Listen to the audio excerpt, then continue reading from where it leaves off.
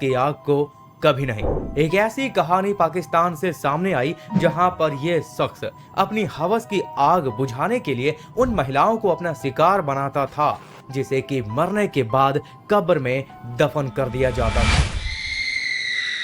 लेकिन एक बार गाइस, जब वो हर बार की तरह किसी और दूसरी मृत महिला का रेप करने के लिए रात के अंधेरे में कब्र में घुसा तो उसने कुछ ऐसा देखा जिसे देखने के बाद उसने दोबारा से ऐसी ना हरकत करने की अपने उस खुदा से कसम खा ली। तौबा मांगी जी अल्लाह से खौफ खाया, मैंने बुलंद बात नहीं करूंगा। पर क्या थी पूरी कहानी और आखिर उसने उस रात ऐसा क्या देखा उस कब्र में? ये सब जानने से पहले मेरा नाम है सुमित और आप देख रहे हैं सिखों का ऑफिशियल शो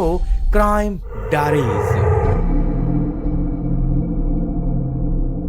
तो ये कहानी तब शुरू होती है जब 2003 में पाकिस्तान के पापोश नगर कब्रिस्तान में अजीबोगरीब घटनाएं घटनी शुरू हो गई। जिन कब्रों में महिलाओं को हाल ही में दफन किया जाता था उन कब्रों के ऊपर कुछ अजीब सी घटनाएं देखने को मिलती, जैसे कभी उसके ऊपर बिछी हुई चादर खिसकी हुई नजर आती तो कभी उसके ऊपर का स्लैब ही पूरा का पूरा खिसका हुआ नजर आता। शुरुआत में लोगों ने इसे नजरअंदाज किया लेकिन धीरे धीरे यह घटना बढ़ने लगी। खास बात यहाँ पर यह देखने को मिली कि यह घटनाएं सिर्फ महिलाओं की कब्र के ऊपर ही देखने को मिल रही थी, जिसके पीछे का कारण था रात के अंधेरे में कब्रिस्तान का रखवाला खुद मोहम्मद रियाज और उसका साथी वजीर, जो कि अक्सर यह ध्यान में रखते थे कि कब और कहां यानी कि किस स्थान पर एक जवान महिला को दफन किया जा रहा है, जो कि फिर रात के अंधेरे में दोनों मिल करके उस कब्र में बारी बारी से जाते और फिर चुपचाप उस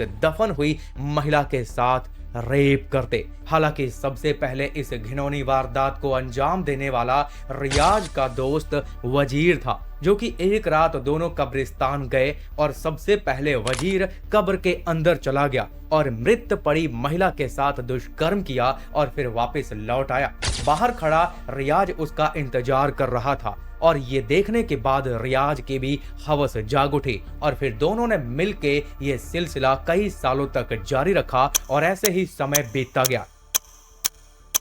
और फिर आई वो काली भयानक रात।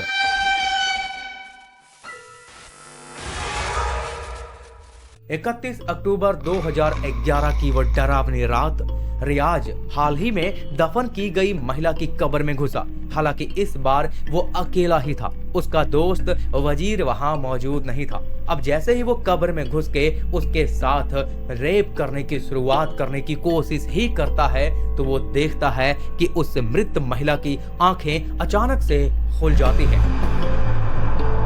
इतना ही नहीं, उसकी आंखों से एक तेज और डरावनी रोशनी निकलती है और उसे ऐसा लग रहा होता है कि वो महिला उसी को देख रही है, जिसके बाद वो डर के मारे कब्र से जैसे तैसे बाहर निकलता है और चीखता चिल्लाता हुआ वहां से भागने की कोशिश करता है। हालांकि इस बात में कितनी सच्चाई है, ये उसकी कल्पना थी या फिर कुछ और, इस पे दावा कर पाना बहुत मुश्किल है। लेकिन जब स्थानीय लोगों ने उसके चीखने चिल्लाने की और अजीब सी आवाजें सुनी तो कब्रिस्तान में हिम्मत करके वो गए और वहां जाके उन्होंने देखा कि रियाज मिट्टी से सना हुआ है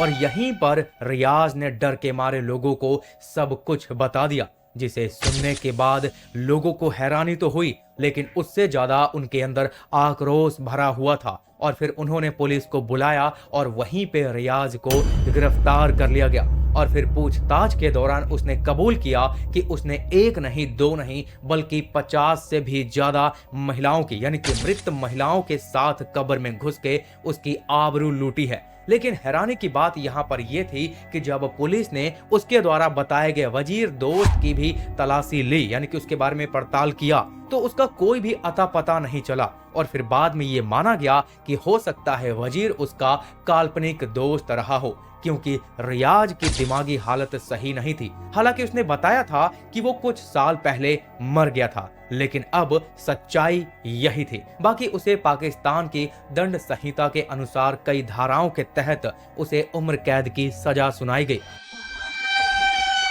जो कि ये पाकिस्तान की सबसे शर्मनाक घटना में से एक है। वैसे आप किस तरह की क्राइम केस देखना पसंद करते हैं, प्लीज फीडबैक में जरूर बताएं।